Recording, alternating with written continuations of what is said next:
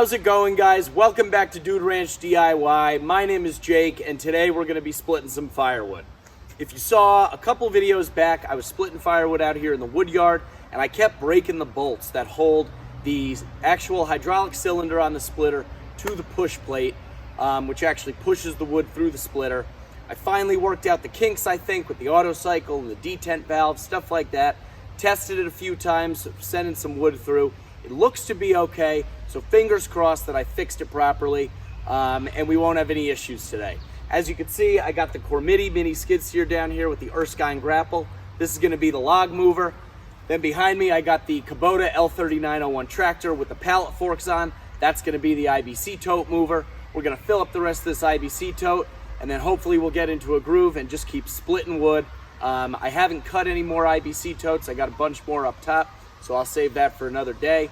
So we're just going to be splitting onto the ground, and yeah, we're going to make some firewood, hopefully get ahead of the curve here and build up a little bit of inventory while it's still nice and warm out.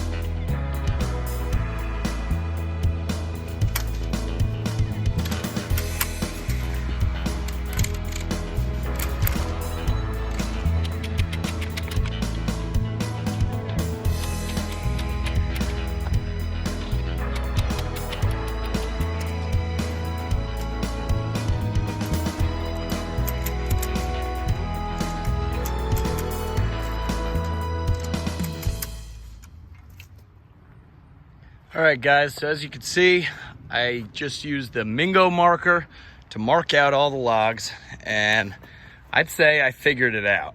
As you can see, all of these dots are pretty much all in line with each other, even though all the ends are off a little bit. Figured out the whole 16-inch thing. I figured out the size of the paint dots. They're much smaller than they were now. It turns out the nozzle on the paint can was clogged up a little bit, so it was creating a really big dot instead of the nice, small, preciser ones. So yeah, I'm gonna throw the camera up on the tripod for a little time lapse. Gonna buck all this stuff up into a bunch of rounds. As you can see, we're kind of going from big stuff down to little. We're getting towards the end of this pile here. I think all we got left is a bunch of ash and maybe a few little maple logs.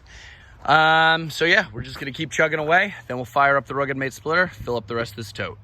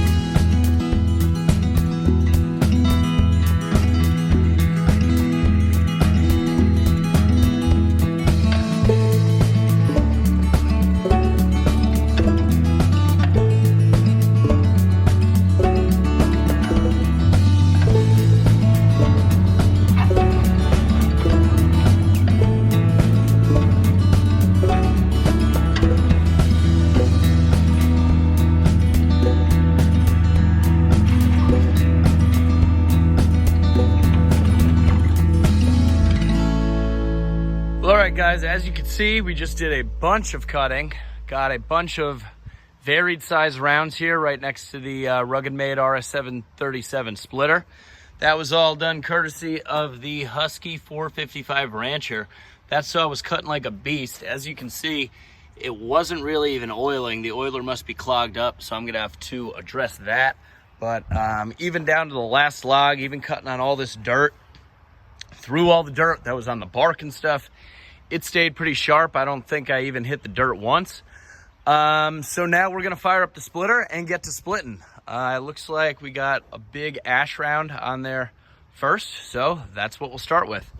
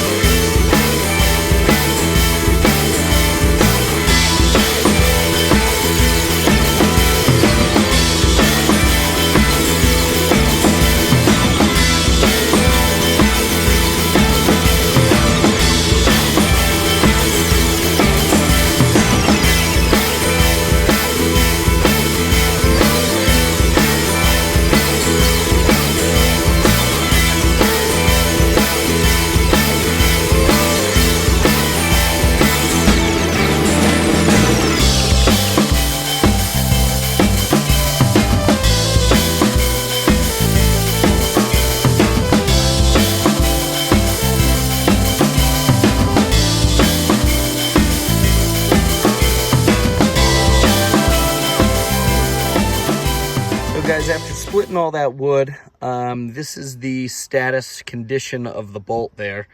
It's definitely bent and torqued and stuff, but it doesn't, yeah, I mean, it's still tight. It doesn't appear to be broken in there. So I think I did dial in the detent when I futzed around with it these past couple days. Now, before I messed around with it, I did try it a few times, you know, just trying it quickly, and that bolt had already bent, just like from the first 2 or 3 times going. So I wonder if I were to put a new one in there, if it would remain straight. I guess that would be the ultimate test. But for now, we will leave this bolt in there until it fails. Hopefully it doesn't anytime soon. But yeah, that's the update with the bolt. All right, guys, there we have it. Full tote. I've been stacking them up kind of in the middle towards the top. That way, when it comes time to tarp them up for the winter, they'll be tapered down a little bit to give it a little bit of a pitch so that the water runs off. I'm even throwing pieces in the middle here to try and account for the 16-inch pieces. If you guys remember last year, I was cutting to 18-inch pieces, and that was purely because I was living at Sam's house, and he had a really big stove that accepted 18-inch pieces. So I was cutting everything to 18. That way, anything that we had would be suitable, you know, and big enough for his stove. That way we could fill it up to its maximum potential. My customers didn't really mind because most of them are burning recreationally, like in their fireplaces, fire pits, and stuff like that. But this year, because we moved and I got a stove actually off of my buddy for free. He just was looking to get rid of it and gave it to me. That stove accepts 17-inch wood. And now that I'm kind of trying to go a little bit more mainstream with the firewood, now that I got my own yard and everything, I have accepted the fact that I will be cutting to 16-inch pieces. So instead of filling up the complete IBC tote with 2 rows of 18, I'm doing 2 rows of 16 and shoving the smaller pieces down the middle to account for the space. So yeah, you can see we got 6 totes lined up there. This will be the 7th, so that's you know, 2 1/3 cords, and then we got more up towards the top of the hill stacked up there. I think I have about 5 cords up there, like 15 full totes, and then 3 or 4 more empty totes. So we got some room for expansion here. I also have a bunch more totes left over at Sam's that he needs to empty and put into his wood room, so that way I can take the empty totes over here. I know I said in the beginning of the video we'd probably fill up this tote and then just stack or split the rest onto the ground, but it's starting to get late. I was listening to the radio on my work tunes over there, and they're calling for severe thunderstorms in the next like half hour or so. So I think I'm going to wrap it up. Yeah, so I'm going to wrap it up. That way all the wood, you know, doesn't get all even more dirty, I guess, the split wood on this mud ground here. I know I've been saying that we're going to be getting the millings, and we are.